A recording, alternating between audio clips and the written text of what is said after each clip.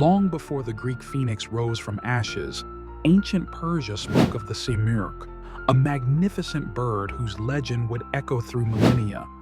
This colossal creature, with feathers that shimmered like precious metals and wings spanning entire mountains, possessed wisdom accumulated over thousands of years.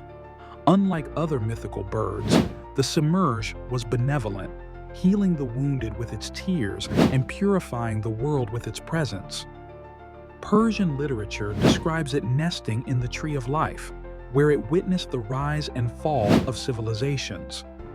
As Persian culture spread along trade routes, the Simurgh's legend transformed, inspiring the phoenix of Greek mythology, the firebird of Slavic tales, and countless other avian legends worldwide. The Simurgh remains the original archetype, the primordial firebird whose story ignited humanity's imagination across cultures and centuries.